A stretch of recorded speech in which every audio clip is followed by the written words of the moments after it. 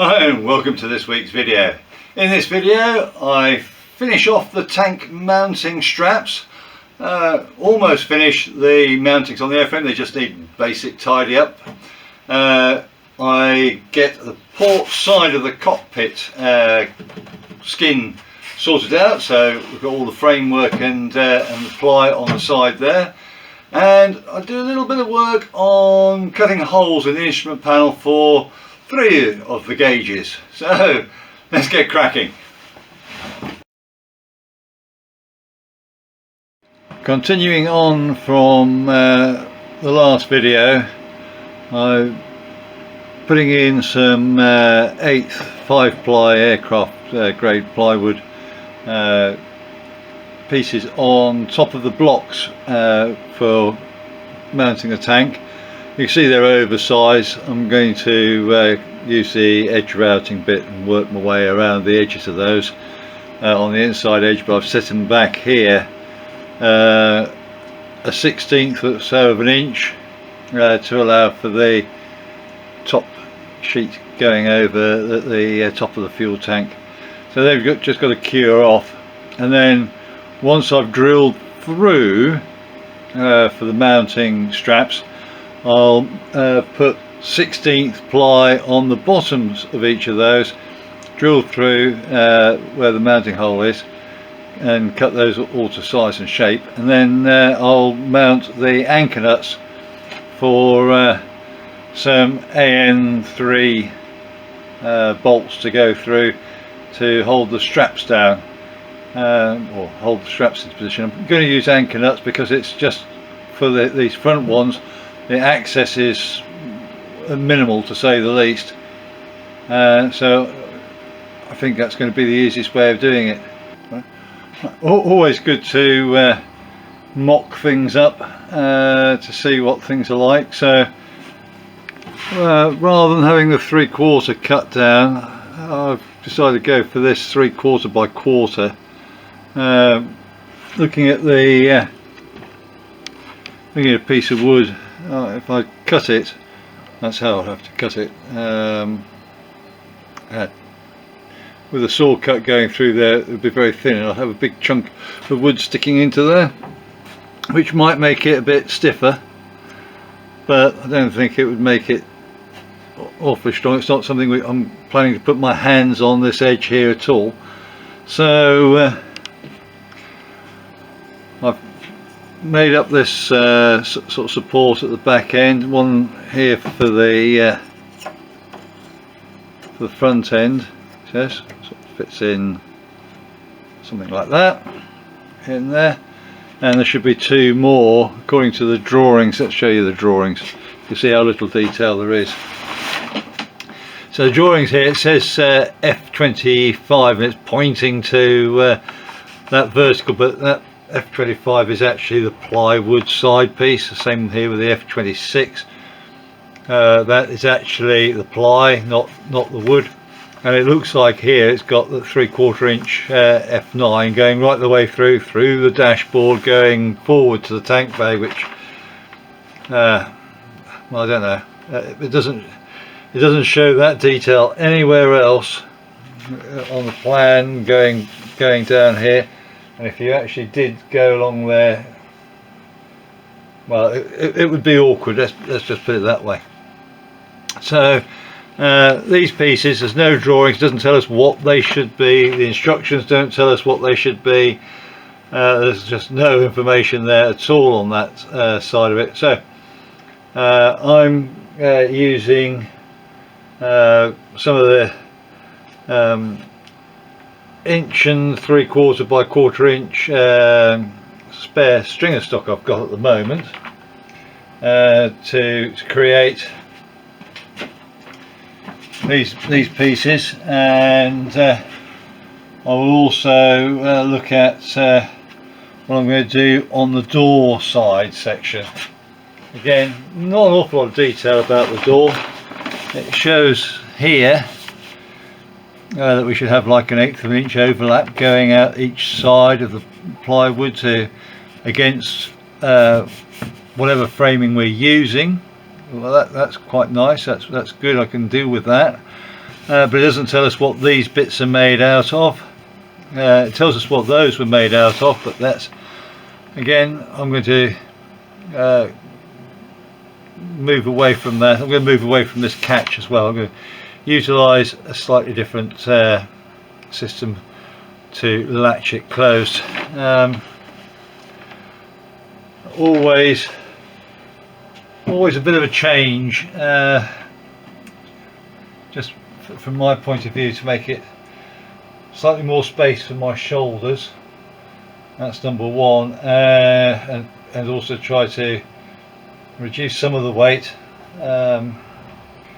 and to improve the overall aesthetics. So my door, as they call it there, may well be slightly longer, as I said, to allow tall me to get in.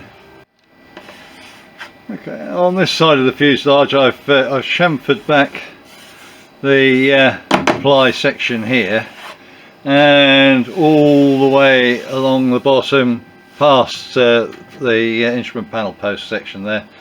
The idea is that when I put the skin on here, I'll actually tie it into this ply, so it'll have a chamfer on it, the back edge here to match up with this one, and it'll just overlay the side here and then be cut back the same way as we did here when we put this on, so that it all smooths in.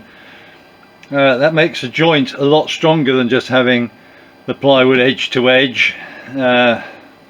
There's no detail on the plan about what they do, but I think they just go edge to edge on there, which isn't a particularly strong method of doing it. So having it like that, it'll tie it in nicely, and at the back face here, that'll really bond it strongly onto this section and onto here, even though there's going to be a little wood piece going in here to help support the ply and to increase the joint strength and to support the wood strip going along front to rear. Just adds that little bit of extra. On that side it's going to be different because there's a door, so there's going to be a hinge line. I won't need to chamfer, except maybe towards the front edge where it's going to tie down from up here, where it's going to sort of arc its way down to a fixed section. But that side is going to be slightly different to this side for the time being. These uprights, supports or ribs almost in position, the back there bonded to the rear firewall, so the rear bulkhead, here to the instrument panel, and along here equally spaced along the bottom there at 220 millimeters thereabouts. I don't know what that is in inches. Let's have a look. 8 3/4 inches for our American brethren. So that's what they're spaced at on this side. The top strip here has been bonded in. These have all been sanded smooth with 320 grit and the corners rounded. This strip here has been sanded on the inside and rounded to make life a little bit easier for later for finishing. But of course we still have the glue to, any squeeze out to sort of sand out of the way. But it's just been rounded over here and on the front face, so it's nice and smooth. So it gives a little less work to do. Everything's sort of clamped in place. We'll let this lot cure, and I can then crack on with working on the skin to go over that area. Okay, so what I've done is I've just masked up here so I can put contact adhesive on that and on the felt, which will go into that position there, going round for the straps to sit on. So I'm just going to glue this lot onto there. I'll just do that so I get the contact adhesive where I want it to be, and I just peel that off before it gets tacky. On the tape, on the actual felt tape, the tacky on one side, and I can just put it on, nice and easy. Well, there's the felt in place, bonded in with the contact adhesive. I've got it just hanging up on the two straps at the moment. There, so I'm just going to create the upper straps. Can drill into the various points on either side then for the bolt, and take this little lot out and put the ply plates in with the anchor nuts. Well, there's the straps effectively just temporarily fitted into position. They just need to have the ends cut and smoothed. I need to make up 1/8 inch thick, maybe slightly thinner aluminium washers to go on the top here with a flat side, so that these bolts can be screwed down. So that's got to be done, and I'm going to make up the ply plates with anchor nuts on, so these have got something to screw into. At the moment they're just going on to plain nuts, but that, I mean, that's me doing the best I can to shake things around. The aircraft's moving, but this isn't. The fuel tank is in place and it's reasonably level in there. Here the anchor nut plates fitted to the plywood. Just the rivets are bored and countersunk. Well, I drilled the holes out. I've reinforced the holes and everything with super glue, and then once I did the riveting I also just put some thin sino down the edges there, so that it's sort of doubly sealed, and make sure the rivets aren't going to move. There we go. So these are now going to be bonded into positions. Now the side piece is been cut down. I've put a chamfer into the skin here. Slightly shallower angle, so slightly flatter than it is actually on the aircraft. That should make the joint sit nicely. But yeah, it's about half again the length, so it should sit quite nicely, but allow for it to get that flat. Oh well, there we've got the staples. I hate using staples, but we've got them. We'll pull those out once it's all cured, and sand the side flush. I'll fill all the holes where the staples have been with thin super glue, and so that'll harden the wood again, take on the sawdust which is in the holes, and they'll disappear.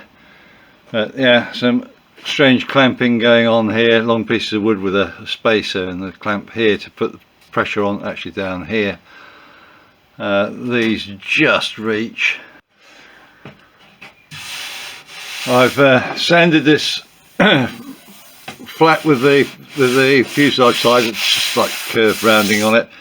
I put super glue down the holes where the staples were before I sanded it, so they're filled with because the super glue doesn't go off until it's got bits on it, so it's soaked into the wood, and then the sawdust has gone on top. That's great, all nicely dealt with. I've rounded it, put a nice sort of curve up here at the moment, and taken it down to the rail, and then I've put an extra piece of ply in behind here when I bonded this on, so we've got two thicknesses there where it's got a 1.5 inch radius going around. You can still see here it's cut back as I've sanded it flush. That's because I did that fine taper, so I overlapped it, and that wood then sort of plywood bent out over the top of this, and then with this sanding down, that's made a really tight glue joint, and a very strong glue joint there. Slight step there, not too bad. Partly obviously didn't quite sand the side wood down to exactly the same level as I did for this one, but hey ho, it's all matched in and married there. Okay, well, I've been playing around, worked out where my main gauges are going, altimeter, ASI and engine monitor sections are going to go there, radio and transponder, compass and VSI going along the bottom, with all the switches in this side. So it won't quite be perfectly balanced, because otherwise I'll have switches on one side, switches on the other, and I need to have the two ignition switches together, which does tend to sort of drift things across. I want them on that side, and I also want the starter button that side, so fortunately that's just going to shift things a little bit across. I'd loved it to have been equally balanced, but I don't think I'm going to be able to do that. But let me have a think about it a bit more anyway. This is just that the initials. I need to finish off the hole there, smooth that around, and then all the lower gauges are smaller size, but everything is all lined up as it should do. Oh, there we go. Make sure everything's vertical and horizontal as it should be. So that's that done, and there are the tank straps primed up with etch zinc chromate primer, and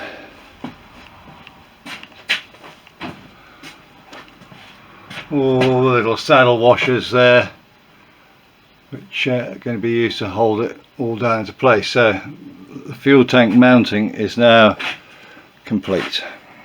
Well, that's it, folks.